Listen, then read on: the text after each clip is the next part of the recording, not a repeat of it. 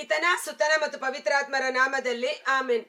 ಅಸ್ಥಿಗಳ ತಗ್ಗಿನಲ್ಲಿ ಒಂದು ಸೈನ್ಯವನ ಕಾಣುವೆ, ಅಧಿಕಾರವ ನೀಡಯ್ಯ ನಿನ್ನ ಆತ್ಮಾದಿ ಪ್ರವರ್ಧಿಸಲು. ಅಸ್ಥಿಗಳ ತಗ್ಗಿನಲ್ಲಿ ಒಂದು ಸೈನ್ಯವನ ಕಾಣುವೆ, ಅಧಿಕಾರವ ನೀಡಯ್ಯ ನಿನ್ನ ಆತ್ಮಾದಿ ಪ್ರವರ್ಧಿಸಲು. ಬೆಂಕಿಯಾಗಿ ಅಭಿಷೇಕಿಸಿ, ಅಗ್ನಿ ಜ್ವಾಲೆಯಾಗಿ ಅಭಿಷೇಕಿಸಿ, ಬಿರುಗಾಳಿಯಾಗಿ ಅಭಿಷೇಕಿಸಿ, ಆತ್ಮ ನದಿಯಲ್ಲಿ ಅಭಿಷೇಕಿಸಿ, ಆತ್ಮ ನದಿಯಲ್ಲಿ ಅಭಿಷೇಕಿಸಿ. ಪ್ರಭು ಕ್ರಿಸ್ತರಲ್ಲಿ ಆತ್ಮೀಯ ಸಹೋದರ ಸಹೋದರಿಯರೇ, ಈ ದಿನದ ಮುಂಜಾನೆಯ ಜೀವಸ್ವರ ಪ್ರಕಟಣಾ ಗ್ರಂಥ 2ನೇ ಅಧ್ಯಾಯ ವಚನ 12. ಏಷ್ಯಾ ಸೀಮೆಯ 7 ಸಭೆಗಳಿಗೆ ಬರೆದಂತ ಸಂದೇಶ. ಇವತ್ತು ಪೆರ್ಗಮ ಸಭೆಗೆ ಕೊಟ್ಟಂತ ಸಂದೇಶ.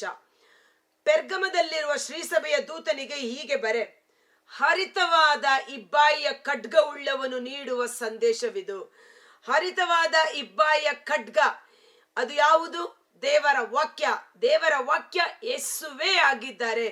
ಯೇಸುವಿಗಿರುವ ಮತ್ತೊಂದು ಹೆಸರು ಹರಿತವಾದ ಇಬ್ಬಾಯಿಯ ಖಡ್ಗ ಉಳ್ಳವನು. ಎಫೆಸ 6:17 ಪವಿತ್ರಾತ್ಮರ ಕೊಡುಗೆಯಾದ ದೇವರ ಖಡ್ಗವನ್ನ ಹಿಡಿದು ನೀವು ಸೈತಾನನ ಎದುರಿಸಿರಿ ಎಂಬುದಾಗಿ. ಇಬ್ರಿಯ 4:12 ದೇವರ ವಾಕ್ಯ ಇಬ್ಬಾಯಿ ಖಡ್ಗ ಎಂಬುದಾಗಿ ಅಲ್ಲಿ ನಾವು ವಿವರಿಸುವುದನ್ನ ನಾವು ನೋಡುತ್ತೇವೆ. ನನ್ನ ಬಾಯಿಯಿಂದ ಖಡ್ಗ ಹೊರಬಂದು ಅವರನ್ನು ಯುದ್ಧ ಮಾಡುತ್ತೇನೆ ಎಂಬುದಾಗಿ. ಸೊ ಹೃದಯದಲ್ಲಿ ಏನಿದೆಯೋ ಅದೇ ಬಾಯಿಯಿಂದ ಹೊರಟು ಬರುವುದು. ಆ ದೇವರ ವಾಕ್ಯ ಎಂಬ ಖಡ್ಗಕ್ಕೆ ಹೋಲಿಕೆ ಮಾಡಿ ಹೇಳಲಾಗಿದೆ. ನಿನ್ನ ನಿವಾಸ ಸ್ಥಳವನ್ನು ನಾನು ಬಲ್ಲೆ, ಅದು ಸೈತಾನನ ಅಧಿಕಾರ ಸ್ಥಾನ. ಆದರೂ ನೀನು ನನ್ನ ನಾಮವನ್ನೇ ದೃಢವಾಗಿ ಆಶ್ರಯಿಸಿರುವೆ. ಇವತ್ತು ಆ ಸಭೆಗೆ ಕುರಿತು ದೇವರು ಹೇಳುವ ಮಾತು, ನಿನ್ನ ನಿವಾಸ ಸ್ಥಾನವನ್ನು ನಾನು ಬಲ್ಲೆ, ಅದು ಸೈತಾನನ ಅಧಿಕಾರ ತುಂಬಿದ ಸ್ಥಳ. ಇವತ್ತು ಅನೇಕರು ಕೇಳ್ತಾರೆ, ಅಕ್ಕ ನಾವು ಅನ್ಯ ಜನರ ಮನೆಗಳಲ್ಲಿ ವಾಸವಾಗಿದ್ದೇವೆ, ಆ ಮನೆಯಲ್ಲಿ ನಾವು ವಾಸವಿರ್ಬೋದಾ ಬೇಡವಾ ಅಂತ. ಅಥವಾ ಇನ್ನೂ ಹೇಳೋದಾದ್ರೆ, ನಾನು ಆಫೀಸ್ಗೆ ಕೆಲ್ಸಕ್ಕೆ ಹೋಗ್ತಿದ್ದಾಗ ಅಲ್ಲಿದ್ದವರೆಲ್ಲ 90% ಅನ್ಯ ಜನರಾದ ಕಾರಣ ಅವರ ಫೋಟೋಗಳು, ಅವರ ಆರಾಧನೆ, ಅವರ ಪೂಜಾ ವಿಧಿಗಳನ್ನ ನಡೆಸ್ತಾ ಇದ್ರು. ನಾನು ಕೆಲಸ ಮಾಡೋದಕ್ಕೆ ಬಂದಿದ್ದ ಕಾರಣ ಆ ಸ್ಥಳವನ್ನು ಬಿಟ್ಟು ನಾನು ಓಡಿ ಹೋಗಲು ಸಾಧ್ಯವಿರಲಿಲ್ಲ. ಆದರೆ ಅದೇ ಸ್ಥಳದಲ್ಲಿದ್ದು ಸೈತಾನನ ದುಷ್ಟಶಕ್ತಿಗಳು ನಮ್ಮ ಮೇಲೆ ಕಾರ್ಯ ಮಾಡದಂತೆ ಯೇಸು ರಕ್ತದ ಕೋಟೆಯ ಸಂರಕ್ಷಣೆ, ಪವಿತ್ರಾತ್ಮರ ಅಗ್ನಿಯ ಬೇಲಿಯಲ್ಲಿ ಸುರಕ್ಷಿತವಾಗಿದ್ದು ಈ ದೇವರ ನಾಮವನ್ನು ಗಟ್ಟಿಯಾಗಿ ಹಿಡಿದುಕೊಂಡು ಅದೇ ಸ್ಥಳದಲ್ಲಿ ಸಾಕ್ಷಿಯಾಗಿ ದೇವರು ನನ್ನನ್ನು ಉಪಯೋಗ ಮಾಡಿದ್ರು. Praise the Lord. ಅದಕ್ಕೆ ನಾನು ಹೇಳಿದ್ದು, ನಾವಿರುವ ಸ್ಥಳ ಹಾಗಾದ್ರೆ ಪ್ರಪಂಚನ ಭೂಲೋಕನ ಬಿಟ್ಟು ಹೋಗ್ಬೇಕಷ್ಟೇ, ಎಲ್ಲಾದ್ರೂ ಕಾಡಿಗೆ, ಮರುಭೂಮಿಗೆ, ಜನ ವಾಸವಿಲ್ಲದ ಸ್ಥಳಕ್ಕೆ. ಇಡೀ ಲೋಕ ಕೆಡುಕನ ವಶದಲ್ಲಿ ಸಿಕ್ಕಿ ಹಾಕಿಕೊಂಡಿದೆ, ಹೌದಲ್ವಾ?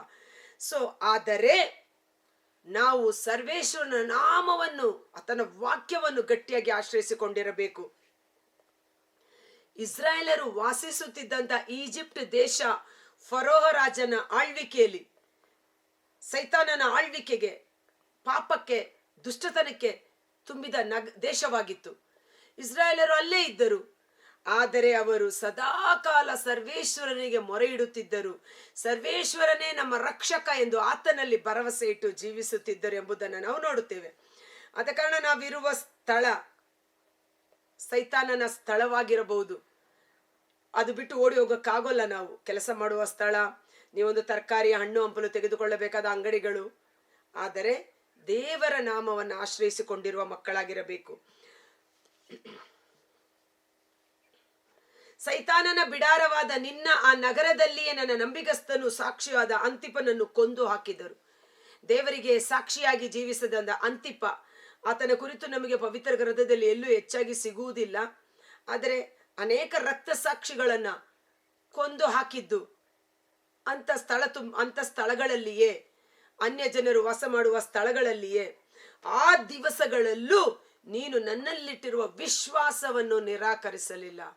ಯಾವುದೇ ಸಮಯ ಸಂದರ್ಭದಲ್ಲೂ ನಾವು ಎಲ್ಲಿದ್ದರೂ, ಹೇಗಿದ್ದರೂ, ಏನಾಗಿದ್ದರೂ ವಿಶ್ವಾಸವನ್ನ ನಿರಾಕರಿಸಬಾರದು.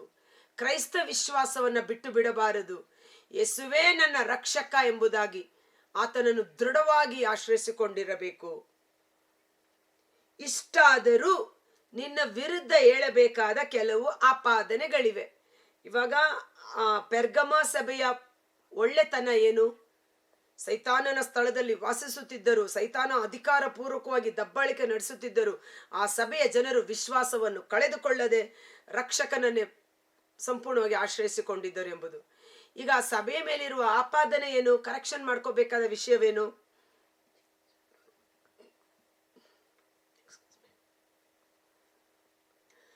ಬಿಳಾಮನ ದುರ್ಬೋಧನೆಯನ್ನು ಅವಲಂಬಿಸುವವರು ಕೆಲವರು ನಿನ್ನಲ್ಲಿ ಇದ್ದಾರೆ. ಈ ಬಿಳಾಮನೇ ಇಸ್ರಾಯೇಲ್ ಜನರು ಪಾಪದಲ್ಲಿ ಬೀಳುವಂತೆ ಮಾಡಲು ಬಾಲಾಕನನ್ನು ಪ್ರಚೋದಿಸಿದವನು. ಪಾಪಕ್ಕೆ ಪ್ರಚೋದಿಸಿದವನು ಬಿಳಾಮ. ಲೂಕನು ಬರೆದ ಶುಭ ಸಂದೇಶ 17ನೇ ಅಧ್ಯಾಯ ವಚನ 1ರಲ್ಲಿ ನಾವು ನೋಡ್ತೇವೆ, ಪಾಪ ಪ್ರಲೋಭನೆಗಳು ಬಂದೇ ಬರುತ್ತವೆ. ಈ ಪಾಪದ ಪ್ರಲೋಭನೆಗಳು, ಪ್ರಚೋದನೆಗಳು ಯಾರಿಂದ ಬರುತ್ತದೋ ಅವರಿಗೆ ಧಿಕ್ಕಾರ, ಅಯ್ಯೋ ಕೇಡು, ಅವರು ಶಾಪಗ್ರಸ್ತರು.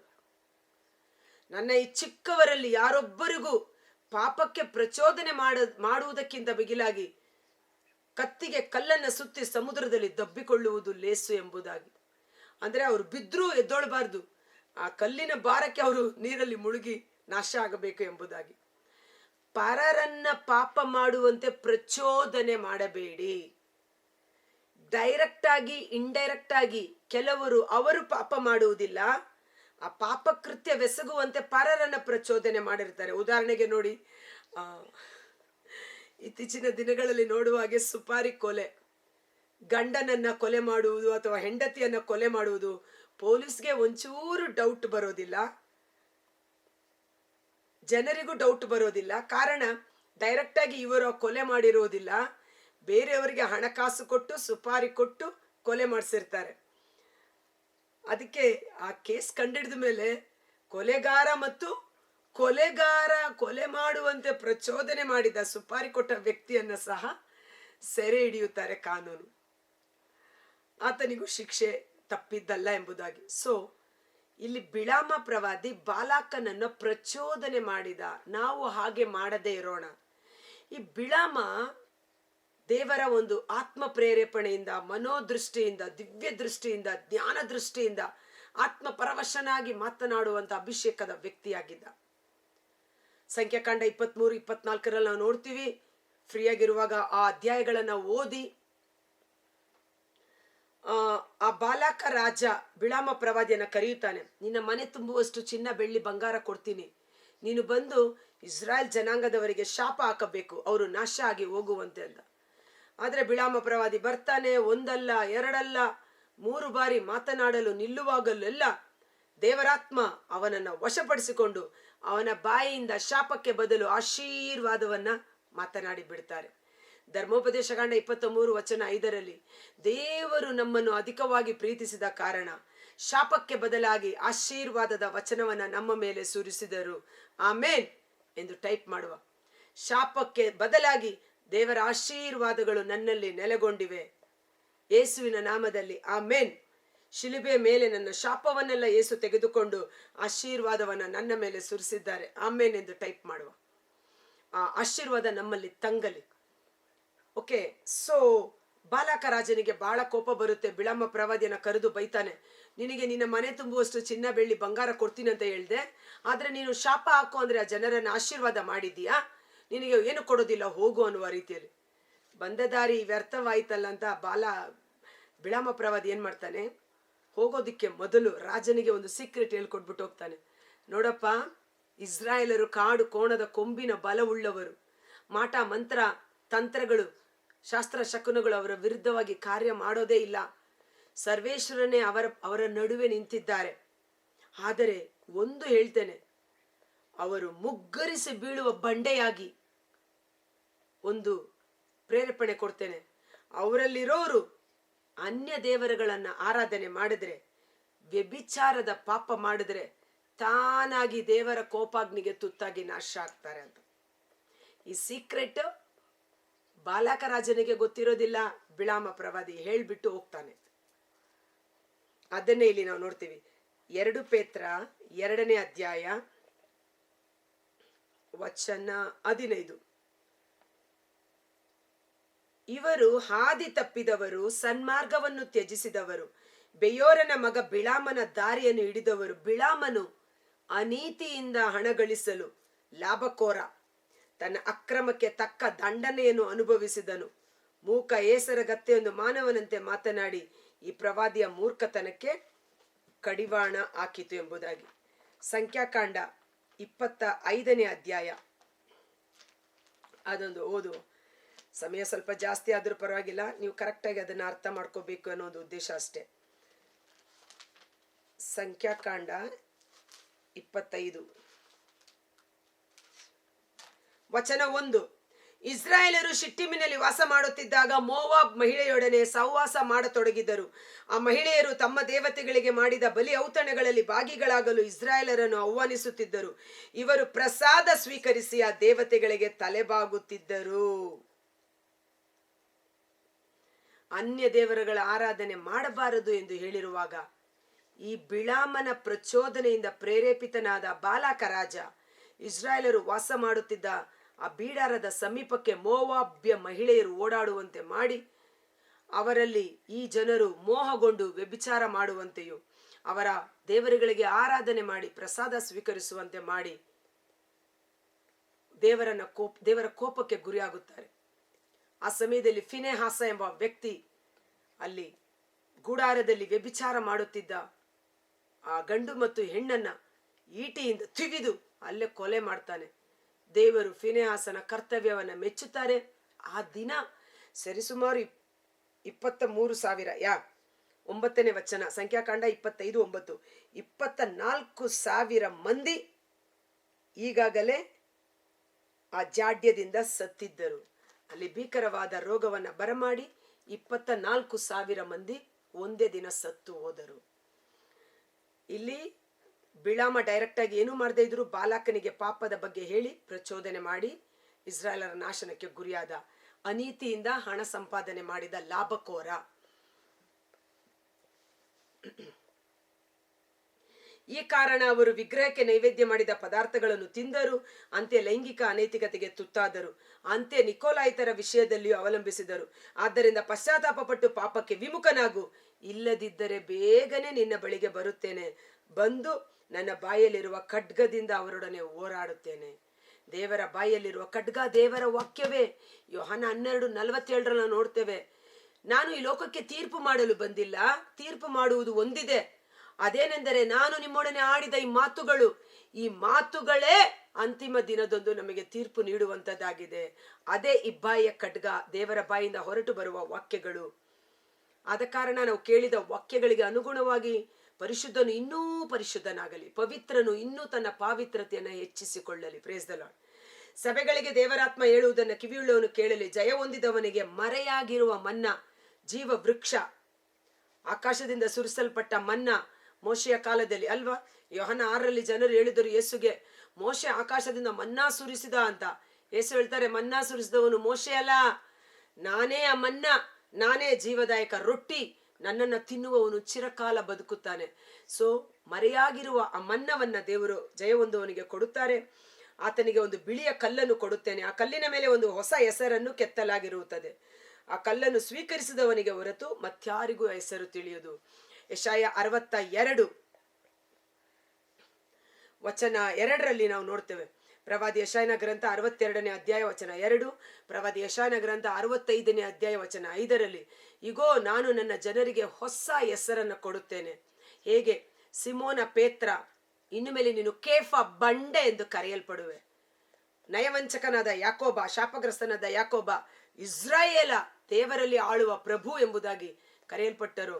ಆ ರೀತಿ ನಮಗಾಗಿ ಕೊಡುವ ಹೊಸ ಹೆಸರು, ಹೊಸ ನಾಮಾಂಕಿತರಾಗಿ ನಾವು ನೂತನ ಜೆರುಸಲೇಮಲ್ಲಿ ವಾಸ ಮಾಡುವ ಮಕ್ಕಳಾಗಿದ್ದೇವೆ. ಕರ್ತನಾದ ಯೇಸುವೇ, ಮುಂಜಾನೆ ಜೀವ ಸ್ವರವನ್ನು ಆಲಿಸುತ್ತಿರುವ ಪ್ರತಿಯೊಬ್ಬ ಸಹೋದರ ಸಹೋದರಿಯರು, ಅವರ ಕುಟುಂಬಗಳನ್ನು ನಿಮ್ಮ ಕರಗಳಿಗೆ ಸಮರ್ಪಿಸುತ್ತೇನೆ. ಈ ಪೆರ್ಗಮ ಸಭೆಗೆ ಬೋಧನೆ ಮಾಡಿದ ರೀತಿಯಲ್ಲಿ ಬಿಳಾಮನಂತೆ ಅನೀತಿಯಿಂದ ಹಣ ಗಳಿಸುವ ಲಾಭಕೋರ, ವಂಚಕ ಅಂತ ಒಂದು ದುರ್ಗುಣ, ದುರ್ಬುದ್ಧಿಯಿಂದ ನಮ್ಮನ್ನು, ನಮ್ಮ ಕುಟುಂಬಗಳನ್ನು, ಸಂತತಿ ಸಂತಾನವನ್ನು ಬಿಡುಗಡೆ ಮಾಡಿರಿ. ಅನ್ಯಾಯ, ಅಕ್ರಮ, ಅನೀತಿಯಿಂದ ಹಣ ಸಂಪಾದನೆ ಮಾಡಬಾರದು. ಅಂತ ಹಣ ಸಂಪಾದನೆ ಮನೆಗೆ ಶಾಪವಾಗಿ ಮಾರ್ಪಾಡಾಗುತ್ತದೆ. ಅದು ಮನೆಯಲ್ಲಿ ಕೂಡಿಸಿಟ್ಟ ಬೆಂಕಿ, ಅದು ಸುಟ್ಟು ಹಾಕುತ್ತದೆ. ಈ ಅನೀತಿಯಿಂದ ನಾವು ಸಂಪಾದನೆ ಮಾಡದೆ ಕಷ್ಟಪಟ್ಟು ದುಡಿಯುವವನಿಗೆ ದೇವರು ಆಶೀರ್ವಾದವನ್ನು ಮಾಡುತ್ತಾರೆ ಎಂಬ ಸತ್ಯವನ್ನು ಅರಿತು ಸರಿಯಾದ ಮಾರ್ಗದಲ್ಲಿ ಹಣ ಸಂಪಾದನೆ ಮಾಡಲು ನಾವು ಮಾಡುವ ಕೆಲಸ, ಬಿಸ್ನೆಸ್ಸು, ಕಾರ್ಯಗಳು ಪ್ರಾಮಾಣಿಕತೆಯಿಂದಲೂ ನಂಬಿಗಸ್ತತೆಯಿಂದಲೂ ಮಾಡಲು ಬೇಕಾದ ಅಭಿಷೇಕಕ್ಕಾಗಿ ಮೊರೆ ಇಡುತ್ತಿದ್ದೇವೆ. ನಂಬಿಗಸ್ತನು ದೇವರಿಂದ ಪೂರ್ಣ ಆಶೀರ್ವಾದವನ್ನು ಹೊಂದಿಕೊಳ್ಳುವನು. ಸಣ್ಣ ವಿಷಯದಲ್ಲಿ ನೀನು ನಂಬಿಗಸ್ತನಾಗಿದ್ದರೆ ದೇವರು ದೊಡ್ಡ ವಿಷಯದಲ್ಲಿ ನಮ್ಮನ್ನು ನೇಮಕ ಮಾಡುವವರಾಗಿದ್ದಾರೆ. ಮಾತ್ರವಲ್ಲ, ಆ ವಿಗ್ರಹಕ್ಕೆ ನೈವೇದ್ಯ ಮಾಡಿದ ಪದಾರ್ಥಗಳನ್ನು ಸ್ವೀಕರಿಸದೆ, ಅನ್ಯ ದೇವರುಗಳನ್ನು ಆರಾಧಿಸದೆ, ಅನೈತಿಕ ಸಂಪರ್ಕಗಳಲ್ಲಿ ತುತ್ತಾಗಿ ದೇವರ ಕೋಪಕ್ಕೆ ಒಳಗಾಗದಂತೆ ಆ ಪಾಪಗಳಿಂದ ನಾವು ವಿಮುಖರಾಗಿ ದೇವರಿಗೆ ಅಭಿಮುಖರಾಗಿ ನಮ್ಮನ್ನು ನಮ್ಮ ಸಂತತಿ ಸಂತಾನ ಯೇಸು ರಕ್ತದ ಕೋಟೆಯಲ್ಲಿ ಸಂರಕ್ಷಿಸಿ ಪವಿತ್ರಾತ್ಮರ ಅಭಿಷೇಕದಲ್ಲಿ ಪ್ರವರ್ಧಿಸುವಂತೆ ಯೇಸುವಿನ ಅದ್ಭುತಕರವಾದ ನಾಮದಲ್ಲಿ ಪ್ರಾರ್ಥಿಸುತ್ತಾ, ದೇವರು ನಮಗಾಗಿ ಇಟ್ಟಿರುವ ಆ ಒಂದು ಮರೆಯಾಗಿರುವ ಮನ್ನಾ, ದೇವರು ನಮಗೆ ಕೊಡುವ ಒಂದು ಬಿಳಿಯ ಕಲ್ಲು, ಪರಿಶುದ್ಧವಾದ ಕಲ್ಲು, ವಾಕ್ಯವೆಂಬ ಕಲ್ಲು, ಅದರ ಮೇಲೆ ಬರೆಯಲ್ಪಟ್ಟ ನೂತನ ನಾಮವನ್ನು ಧರಿಸಿಕೊಂಡು ಸ್ವರ್ಗ ಸಾಮ್ರಾಜ್ಯದಲ್ಲಿ ನಿತ್ಯ ಜೀವಕ್ಕೆ ಬಾಧ್ಯಸ್ಥರಾಗುವ ಅಭಿಷೇಕ ನಮ್ಮಲ್ಲಿ ಕಾರ್ಯ ಮಾಡುವಂತೆ ಯೇಸುವಿನ ಅದ್ಭುತಕರವಾದ ನಾಮದಲ್ಲಿ ಪ್ರಾರ್ಥಿಸಿ ಬೇಡಿ ಹೊಂದಿಕೊಳ್ಳುತ್ತೇವೆ. ಆಮೆನ್. God bless you. ಈ ಜೀವಸ್ವರವನ್ನು ಆಲಿಸುವ ನೀವು ಈ ಲಿಂಕನ್ನು ನಿಮ್ಮ ಸ್ನೇಹಿತರು ಮತ್ತು ಫ್ರೆಂಡ್ಸ್ಗೆ ಶೇರ್ ಮಾಡಿ ಆಶೀರ್ವಾದವನ್ನು ಹೊಂದಿಕೊಳ್ಳಿರಿ. Thank you.